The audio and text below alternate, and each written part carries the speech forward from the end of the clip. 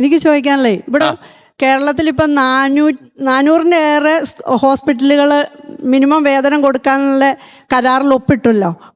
പറയുന്നു അങ്ങനെയാണെങ്കിൽ മറ്റുള്ളവർക്കും അത് ചെയ്തുകൂടെ? മറ്റു ഹോസ്പിറ്റലുകൾ എന്തുകൊണ്ട് അതിലേക്ക് ചേരുന്നില്ല? പിന്നെ അതാണ് പ്രശ്നം. അത് ഇവര് വിശ്വസിക്കുന്നില്ല.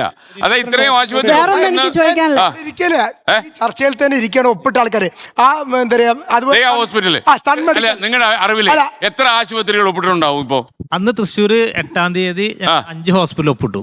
ബാക്കി സംസ്ഥാനത്തുടനീളം അതെനിക്ക് അറിയാമോ? ഈ 400 ശിഷ്ടം ഹോസ്പിറ്റലുകളിൽ എഗ്രിമെന്റ് സൈൻ ചെയ്തു എന്ന് പറയുന്നു.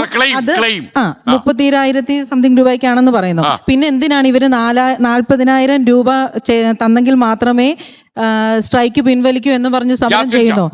അവർ ഈ 32,400 രൂപയ്ക്ക് അവര് സമ്മതിച്ചൂടെ? ഫ്രഷേഴ്സിനായിട്ട് ഈ 32,500 രൂപ സാലറി കിട്ടുന്ന എത്രയോ സ്ഥാപനങ്ങളുണ്ട്.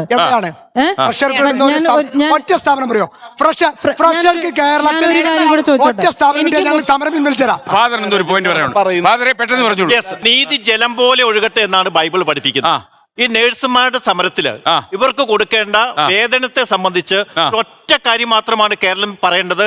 നീതി ഇവർക്ക് കൊടുക്കണം. നീതി ജലം പോലെ ഒഴുകണം. ഇവർ അർഹതപ്പെട്ട കാര്യമാണ് ചോദിക്കുന്നത്. അത് തീർച്ചയായും പോലെ ഒഴുകണം. അത് അർഹതപ്പെട്ടതാണ്. ഒഴുകാതെ കുന്നിൽ തടഞ്ഞു നിൽക്കുന്നത് എന്തുകൊണ്ടാ? അത് അവര് തടഞ്ഞു വെച്ചതോട് വേണം ചോദിക്കാനായിട്ട്. നിങ്ങളാണോ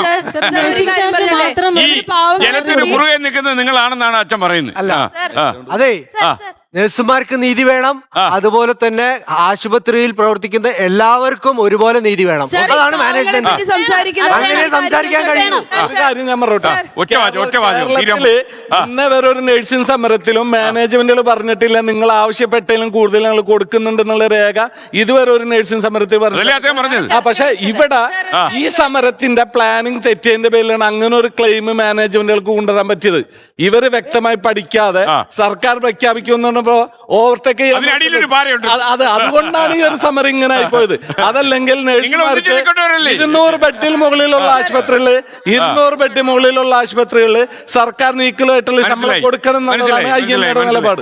ലോകത്തെവിടെയായാലും ഏത് സമയത്തും 24 വാർത്തകളും ഓഗ്മെന്റഡ് റിയാലിറ്റി പാക്കേജുകളും എക്സ്പ്ലെയിനറുകളും വിശദമായി കാണാൻ ഞങ്ങളുടെ യൂട്യൂബ് ചാനൽ നിങ്ങൾക്ക് സബ്സ്ക്രൈബ് ചെയ്യാം.